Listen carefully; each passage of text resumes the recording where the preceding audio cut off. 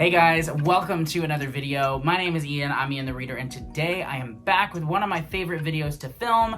It's 5-star prediction time. So if you have not been keeping up with my channel, every quarter I draw 3 5-star predictions out of a list of 30 that I have written on little pieces of paper. I draw them randomly, and yeah, it's a good time. And I read those 3 throughout that quarter, and then at the end of the quarter, I wrap up those predictions and talk about whether or not they ended up being 5 stars, and then I draw 3 more predictions for the following quarter. I did this in quarter 1 of 2022 and quarter 2 so far. I'm really loving this. I think I'm gonna keep this an ongoing thing on my channel just because it's helping me read books that maybe I've been wanting to read for a long time but haven't been prioritizing. It's helping me read some really fantastic books, and I also just really like the kind of chance aspect of it that I've introduced into my way of doing 5-star predictions. Before we jump into the rest of the video though, it would mean so much to me if you would like this video and subscribe if you haven't already. I post videos every Monday, Wednesday, and Friday, and I would love it if you would stick around. Thank you so much. Okay, so we're gonna start off by recapping my quarter 2 predictions and talking about them. I'm gonna do this in kind of like a mini review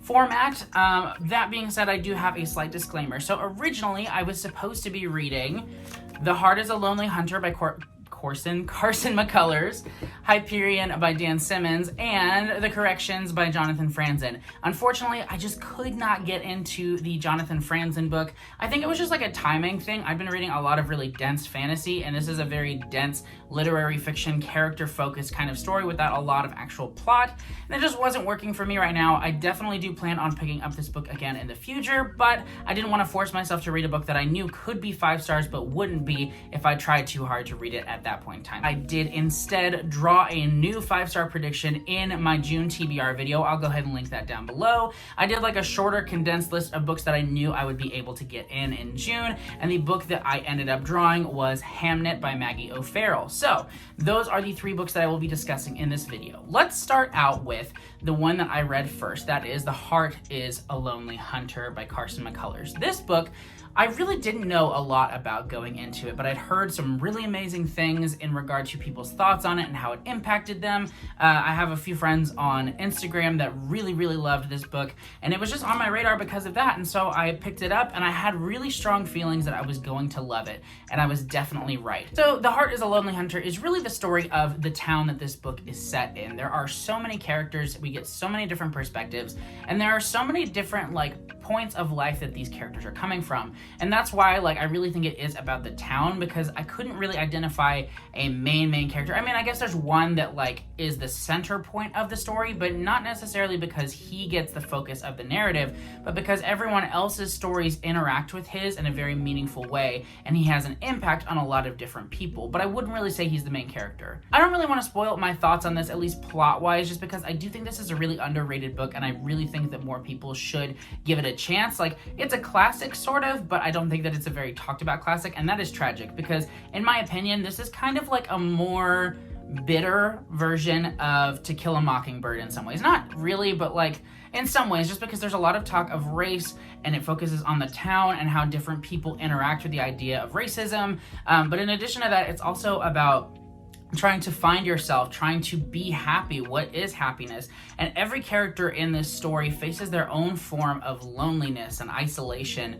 And it's really just it is bitter. It is. It's hard to read sometimes, and it's very upsetting just because each character's journeys are so very deeply pronounced upon the page that you really feel for them. And that was something that I really did enjoy, was just the fact that each character had a very well-crafted and visible storyline and arc and struggle. Each person was different. It wasn't just here's generic town person number 1, here's generic town person number 2.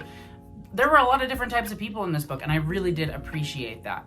I feel like I am having such a hard time articulating my thoughts and feelings on this. Just know that this is a very moving novel. It is very upsetting, and there are moments of the story where I felt absolute despair. But despite that, there's a tiny glimmer of hope that continues to persevere throughout the story, and I'm appreciative of that. The ending is one that was very ambiguous in some ways, just because I kind of was left wondering at the state of some of the characters, not physically, but emotionally, whether or not they would prevail, whether or not they would fail tale.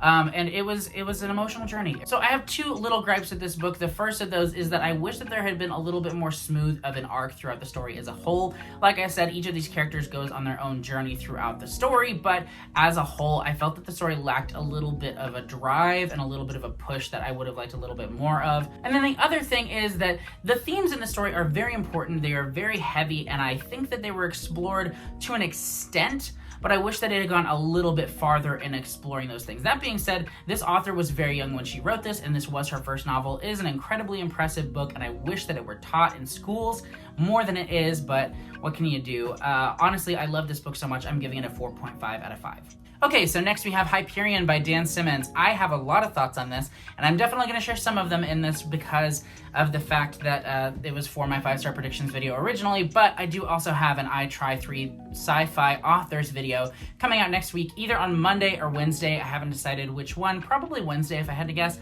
but I will have a lot more in-depth thoughts of the story at that point. Just to tell you a little bit of what Hyperion is about though, and I really didn't know a lot about it going into it, we follow 7 characters who have been chosen to go on a final pilgrimage to the planet of Hyperion. This is a very dense sci-fi story, and there's so much going on to it. In a lot of ways, Dan Simmons tried to make a sci-fi story overall, but he pays tribute to a lot of different genres within that. And the way that he does it is that we get these stories of each of the people on the pilgrimage throughout it. So the chapters are very long, and they're basically like the priest's tale, the soldier's tale, the scholar's tale, and it's just all of them telling their story of how they have a history with Hyperion beforehand, because that's why these people have been chosen, or at least partly why they've been chosen for this pilgrimage, is because they have some sort of history with the planet Hyperion, and so they have been selected for this mission. But like I said, this author plays with a lot of different genres within this story. Each tale that we follow is kind of like a subgenre, not of sci-fi, but of like playing with another genre as well. Just to give an example, there is the detective's tale, which is kind of like a mystery noir story, but in a science fiction setting where an AI is the one who's been murdered. And there are multiple examples of that throughout the story, and that was something that I really enjoyed, was that this book, while definitely a very dense sci-fi book, is a lot of different things as well. And I think that a lot of those things Dan Simmons did really, really fantastically, and other things not quite as fantastically personally. How I decided to rate this book ultimately is by rating the individual stories within and then combining those into a collective rating. The ultimate rating that I did give that because of that system is a 4.21, which I'm going to go ahead and round up to 4.5 just because I really think that it's an amazing thing that Dan Simmons did in this book. And then in addition to that, I can't say that I've gotten the full picture because originally Hyperion and its sequel, The Fall of Hyperion, I think, were one volume that was published separately because it was too long. So to get a full grasp of the story itself, I will definitely be reading book 2. 1, because I have to know how the story ends, but 2, just because I really enjoyed Hyperion a lot, and I'm really curious to see what Dan Simmons does next in this world. But because of that, I didn't receive all of the finality that I would have liked. And like I said, there were a few stories in there that were not my favorite. By the way, in case you have read Hyperion, my least favorite of the tales was the Poet's Tale. I just felt like it was kind of all over the place. I know it worked for a lot of people, but it personally just did not work for me. And then my favorite of the tales is the Scholar's Tale because it emotionally destroyed me, and I'm always here for that. But like I said, my final rating of Hyperion is going to be a 4.5 out of 5. So 2 4.5s out of 5s is not bad at all for my 5-star predictions. Neither of them were perfect books for me. Neither of them were quite at that 5-star, but I'm really happy with both of those. And now on to my final 5-star prediction from quarter 2. That is Hamnet by Maggie O'Farrell. And it was a 5. I'm going to tell you right now, it was a 5. This book was incredible. I loved this so much. So much. This book has stuck with me so much too. It is just moving and beautifully written and powerful, and the characters are so fantastic and vivid. I just love this so much. Just to tell you a little bit of what this book is about, we follow a family in the year 1580. And it is not explicitly stated, but it is about as explicitly stated as it can be without actually saying it, that the father of this family is William Shakespeare, and this is about his family. He is not really the main character of the story whatsoever, though. He is never, like I said, named. They just always talk about him in the third person, like he or him or whatever, or the man, things like that, but he is never named because he really is not the point of this story. We follow primarily his wife, named Agnes, who is also known as Anne, like primarily known as Anne, but in other like documents, she's been called Agnes. So she goes by Agnes in this book, and we follow her and her children, and it revolves around the death of their son, Hamnet. And in case you were wondering, Hamnet is also synonymous with the name Hamlet, which is where that name for his famous play goes. But it's very different. This is not like the inspiration exactly for the story of Hamlet, because it is a vastly different story from what you're going to find in that play. That being said, this book is emotionally resonant in the same way. We deal with loss, we deal with love, we deal with like what it's like to be a parent, what it's like to lose someone that you love, what it's like to be young, and also to lose a sibling and the guilt surrounding that. Like, it's not really a spoiler to talk about the fact that Hamnet dies, because it is really the basis for this story. We follow the family before the death of Hamnet, we follow them after the death of Hamnet. We also get the backstory of Hamnet's parents and just other backstories as well. Like, this book is a lot, and that's one of the things that I appreciated about it the most, is that it's not very long, but it's super ambitious, and it manages to balance all of these characters' different stories and execute them to perfection within a very, not like short exactly, but pretty dang short page count. I think it's only like 300-ish pages. And so much happens in this book, and it's just gripping and heartbreaking and beautiful. I have not experienced writing that is this gorgeous in some time. I thought that it was so beautifully written, and the journeys that you go on emotionally in this book are devastating, and I loved it so much. I can't say enough about this book. It was amazing. The ending was kind of abrupt, but in a way that I thought was really impactful, and it has stuck with me in the weeks since I read it. I love Hamnet so much. This is a 5-star book, absolutely, and I would be beyond shocked if this was not on my best of the year list.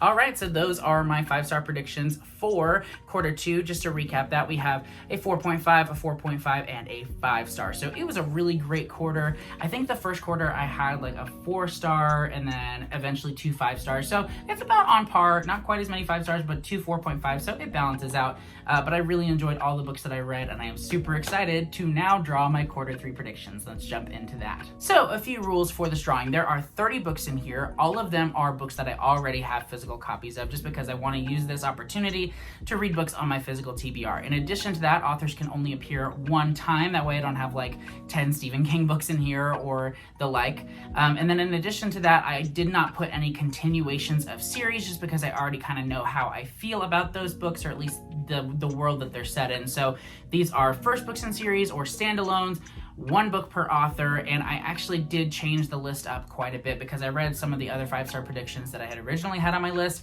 And then in addition to that, I also just want to read more classics, so I took out some more of the modern books and added in some more classics. I'm terrified because some of these are really, really, really freaking long, but we'll see what happens. All right, let's draw my first one. Okay, I'm terrified. I'm always so terrified. Oh, I drew 2. Okay, I'm gonna go with this one, I guess. Betty. Okay, so first up we have Betty by Tiffany McDaniels. So this is a book, it's historical fiction revolving around, I think the author is like telling the story of her mother in like a fictionalized way. So it is supposed to be a stunning lyrical novel set in the rolling foothills of the Appalachians about a young girl and the family truths that will haunt her for the rest of her life. This book scares me, not because it's so long, because it's actually not terribly long. I think it's like 400 and something pages, but I've heard it's very traumatic and very hard to stomach, so I'm just gonna prepare myself emotionally for that. Should be a good time. It's 465 pages, by the way, so pretty long, but not too terribly long. I should be all right to finish this one. I may pick this one up in July, just because it kind of looks like a summary book, doesn't it? So I'm very excited about this. I've heard a lot of good things. I've seen a lot of 5-star reviews. I've seen it on a lot of year-end lists of people I follow on Bookstagram as well. So super excited about this. Okay, now let's draw the second one. Here we go. Here we go. The Bone Clocks. Oh my gosh, 2 long ones. Okay. This one's even longer.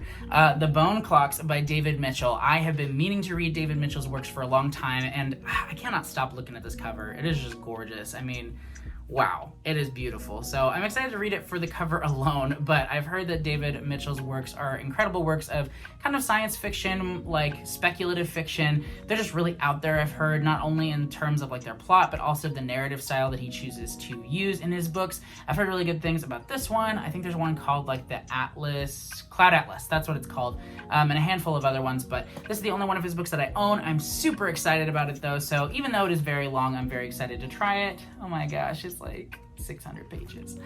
It's gonna be fine. It's gonna be fine. Hopefully my third book is a short one. Okay, here we go. Number 3, last one. I need a short one. Come on. What is it? Jane Eyre. Oh my gosh, that's freaking long too. No. This is really long. It's so long too. It's over 500 pages as well. I'm gonna be fine. I'm gonna be fine. Yeah, it's fine. I'll be good. Yeah. I've been wanting to read this book for a long time because it's like one of the quintessential books of all time, and it's one of the most like tested on books in the SAT, and so I told myself in high school I was gonna read it, and then I totally didn't, and here we are. I'm gonna read it. It's time. So very excited about that. Glad I drew a classic at the very least, because like I said, I did put more classics in there because I want to read more classics, but I wish it was one of the short ones I put in there. I'll be fine. So these are them. These are my Q3 5-star predictions. Betty by Tiffany McDaniel, The Bone Clocks by David Mitchell, and Jane Eyre by Charlotte Bronte. So I'm excited. I think at least 2 of these could be 5 stars. I'm hoping we have another 2 5-star, but maybe all 3 of them. The thing is, like, I kind of know what to expect out of this one because it's like literary fiction and I love literary fiction. I don't know what the heck to expect from David Mitchell's book, so I could either love it or I could hate it. We'll see what happens. And then Jane Eyre, like, if I don't give it 5 stars, I'll be really shocked. So that is all for this video. Thank you so much for watching. I do hope that you enjoyed. Let me know if you've read any of these books in the comments. I would love to hear what your thoughts are on the ones that I just finished. You can tell me if you love them as much as I did. And if you've read any of the ones that I'm about to jump into, please tell me that they're good. I need them to be good, because otherwise, why am I reading such long books? Thank you again so much for watching, though. I will see you in the next video. Bye!